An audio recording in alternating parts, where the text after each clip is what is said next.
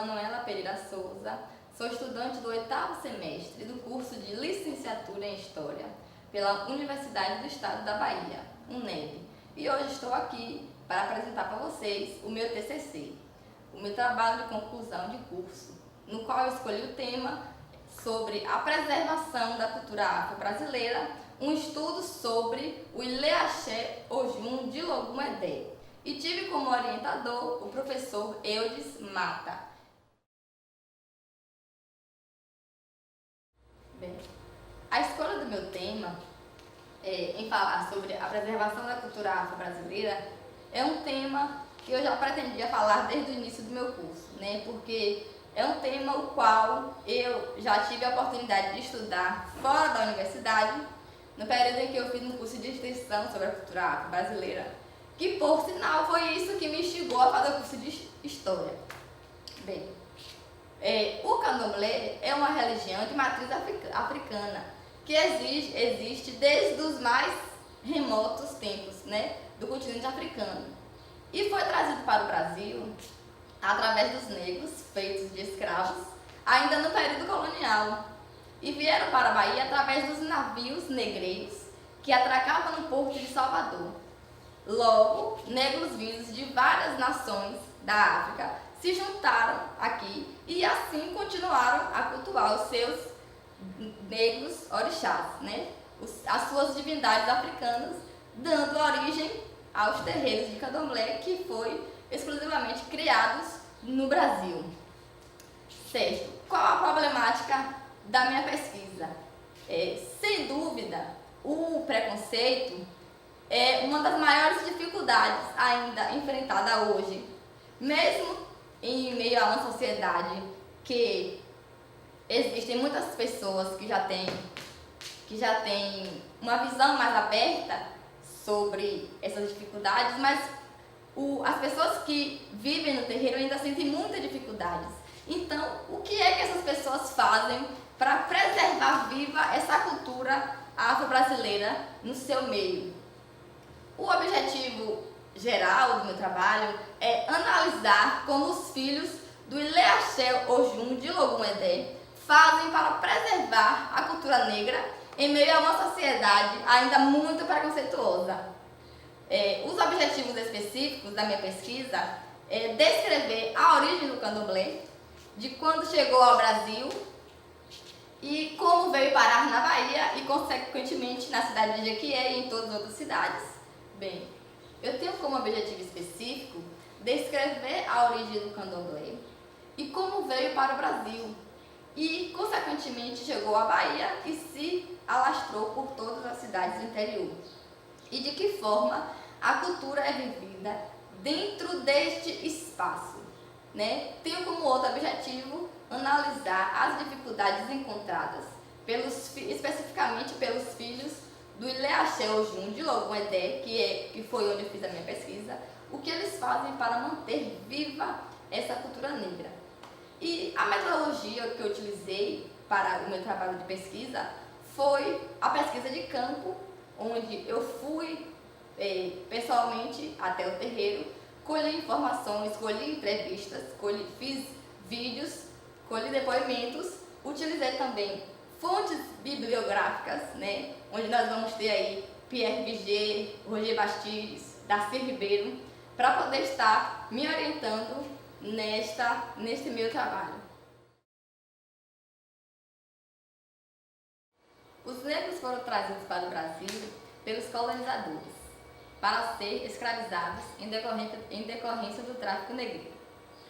Até meados do século XIX, o Porto de Salvador, na Bahia, era o principal ponto de tráfico e de entrada de negros comercializados na condição de escravos, vindos da África, desenvolvendo também a utilização do escravo como moeda de troca para a aquisição do fumo produzido no recôncavo baiano. Os negros que chegavam ao solo brasileiro, na condição de escravos, trabalhavam na lavoura, nas minas, nas cidades e alguns trabalhavam no engenho. E dessa forma eles foram deixando seu legado, sua marca em vários aspectos, no comportamento, no vestuário e nos falares. Como diz Ieda de Castro, né, em seu texto Marcas de Africania no Português Brasileiro, ela reforça esse legado deixado pelos negros, né, quando ela fala da influência deixada principalmente na nossa língua. Esses elementos culturais são compartilhados por toda a sociedade brasileira e que transitam no âmbito em vários âmbitos diferentes, né? Por exemplo, na recreação, usamos a palavra samba, capoeira, forró. Nos instrumentos musicais, berimbau, cuíca. Na culinária, temos o mocotó, a muqueca, o mucuzá. Na religiosidade, o candomblé e umbanda. Após a vinda para o Brasil, os negros, agora na condição de escravos, eles tinham que encontrar uma maneira para continuar a cultuar aqui no Brasil as suas divindades, né, os seus orixás. E em regiões escondidas, né, longe dos feitores, em suas fazendas, eles começaram assim a programar suas casas de santo, chamadas também ilhê ou terreiro de candomblé, para onde eles iam perpetuar seus rituais e preceitos africanos. Como foram trazidos para o Brasil negros de várias religiões e nações africanas, e também aqui já existiam negros de várias religiões, deram origem a diversas nações do candomblé, que são as mais conhecidas, que são as nações Queto, Angola e Jeje. Reginaldo Brandi, ele nos esclarece em sua obra Herdeiras do Axé, os motivos pelos quais os cultos aos orixás podem se espalhar em terras brasileiras. E Reginaldo Brandi fala, né, que o candomblé encontrou condições sociais, econômicas e culturais muito favoráveis para o seu renascimento no novo território, em que a presença de instituições de origem negra era então pouco contável. Novos territórios de orixás que foram se criando então, entretanto podiam ser encontrados pobres de todas as origens étnicas e raciais, e se interessavam pelo candomblé e assim os terreiros cresceram às centenas.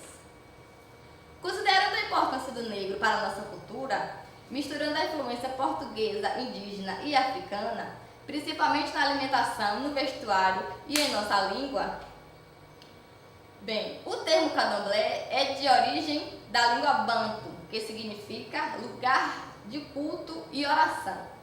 Foi na Bahia que essa religião ganhou mais significado, tornando-se uma forma de representação das características culturais afro-brasileiras, bem como um valioso instrumento de resistência dos negros contra o domínio e a exploração dos brancos.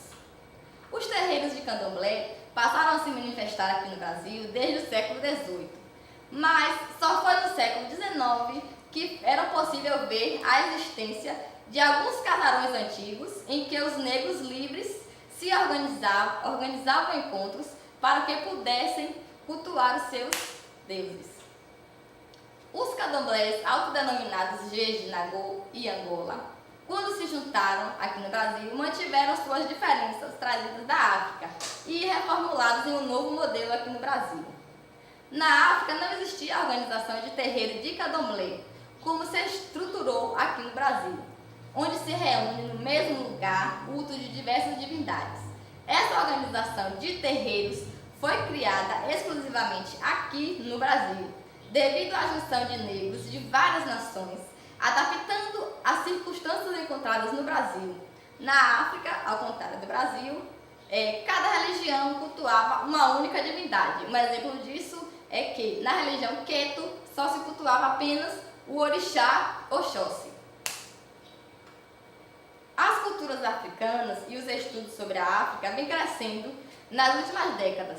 E não devemos esquecer que esses estudos aqui no Brasil começaram basicamente no século XIX, na Bahia, com Raimundo Nina Rodrigues, um médico baiano renomado que foi um grande estudioso sobre a questão negra.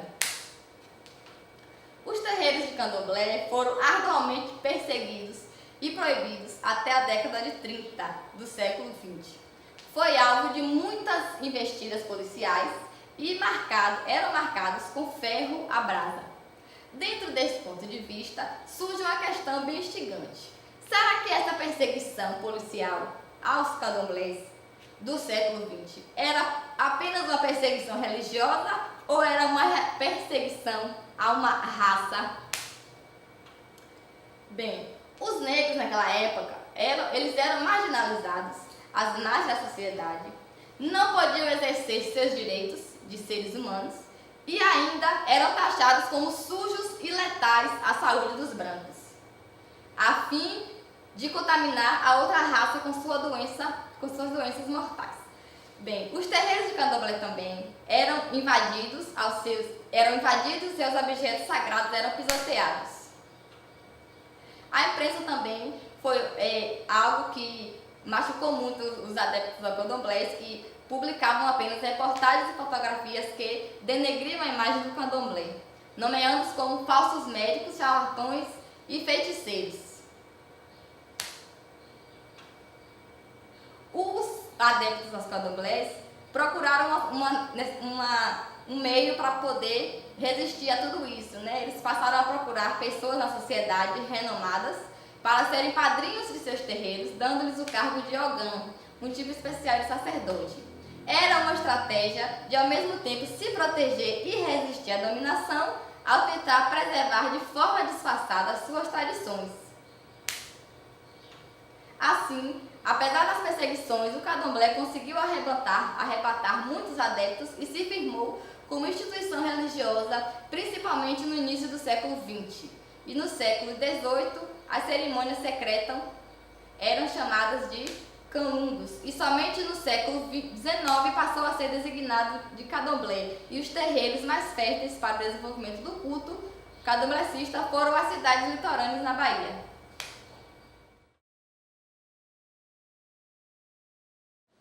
Bem, os terreiros de candomblé é um local onde são realizados cultos aos orixás, local muito sagrado, respeitado pelos filhos da casa e onde fica também a residência do babalorixá. Os modelos básicos de terreiro Jeje e Nagô apresentam duas áreas diferentes delimitadas.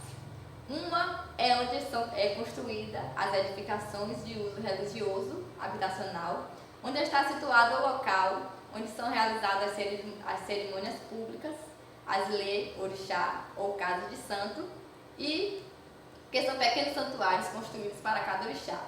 Também há o barracão, onde acontecem os rituais públicos e as grandes festas.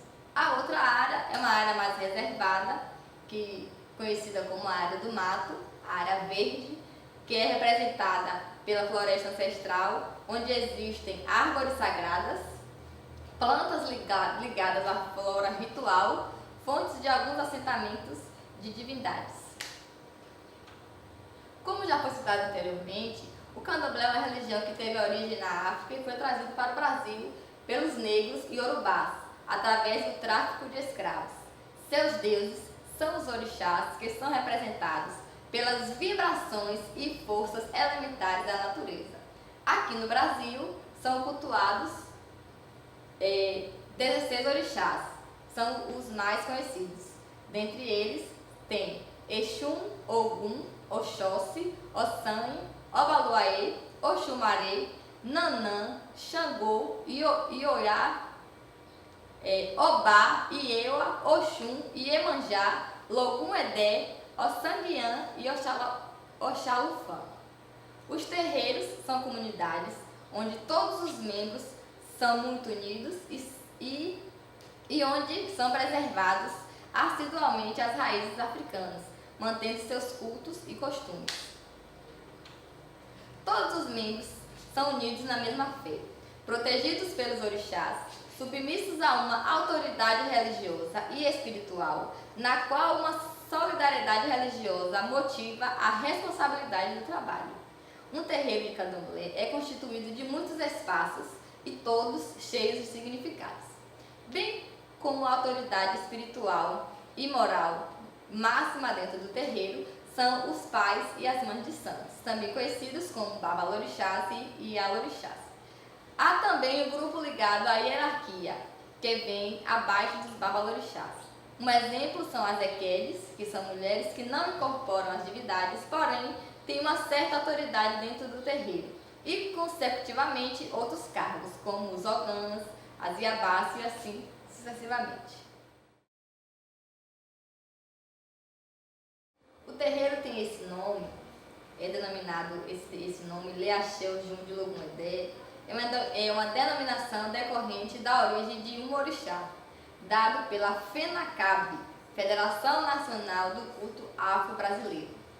Esse terreiro foi fundado no ano de 1985, na cidade de Jequié, no sudoeste da Bahia, no bairro do Mandacaru, e tem como babalorixá e proprietário do terreiro Roberto, conhecido como Pai Robertinho.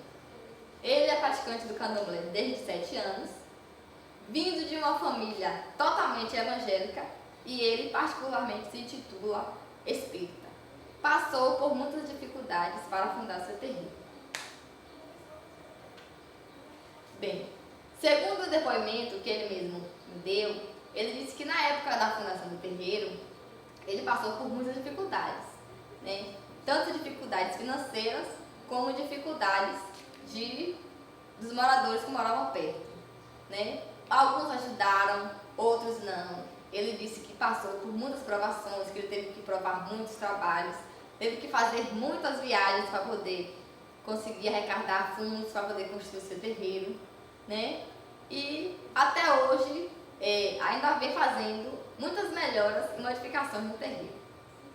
Os terreiros, né, são espaços sagrados, como eu já falei anteriormente, e são locais onde acontecem as celebrações, né, os cultos aos orixás, as festas, e onde estão também os assentamentos de alguns orixás. Bem, uma das características fundamentais dessa religião é a necessidade do espaço físico, pois o candomblé é essencialmente um culto à natureza, no qual o orixá representa essa força elementar. Bem, o Ileaxeu Ogum de Logum Edé, o qual fiz a minha pesquisa de campo, ele possui uma estrutura tradicional de todos os terreiros. Tem o barracão, tem as casas de santo, tem a cozinha, tem a água do mato e, consecutivamente, tem a residência do babalorixá. Os terreiros sempre foram lugares de preservação de memória, tanto na prática religiosa quanto na perseverança da preservação dos rituais da língua de cada nação. O terreiro Ileaxeu Jum de Logum Edé, ele é de nação Angola, cuja Roberta mesmo passou para mim, né? Onde se diferencia apenas de algumas línguas das outras nações, que é a nação Jeje e a nação Angola. E ele faz questão de manter viva essa cultura negra dentro do seu terreiro, junto com os seus filhos e também os participantes da religião, e onde ele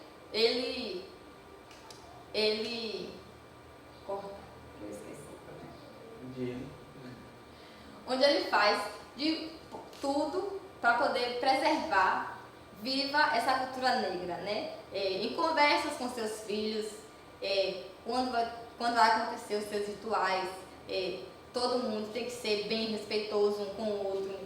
Todos ajudam nas tarefas da casa. Quando tem uma festa, todo mundo se une, todo mundo se ajuda, né? Esse depoimento eu pude colher mesmo dele mesmo, onde foi feita a pesquisa lá no terreiro dele de Ileaxeu Jum de Logum Edé. Então, com essa pesquisa, né, eu pude perceber que o povo de Santos sofreu e lutou muito para sustentar sua fé e continuar cultuando seus orixás. Lembrando que hoje nos terreiros de candomblé, a maioria das pessoas são de classe média alta e pessoas brancas, ao contrário de muitos anos atrás, onde a religião era extremamente para pobres e negros, e vem deixando um grande legado. Apesar de tudo que viveu em sua história, é possível notar que o candomblé é uma religião de matriz africana, recriada no Brasil, que sofreu muitas discriminações e, apesar disso tudo, conseguiu sobreviver a cada dia e vem crescendo.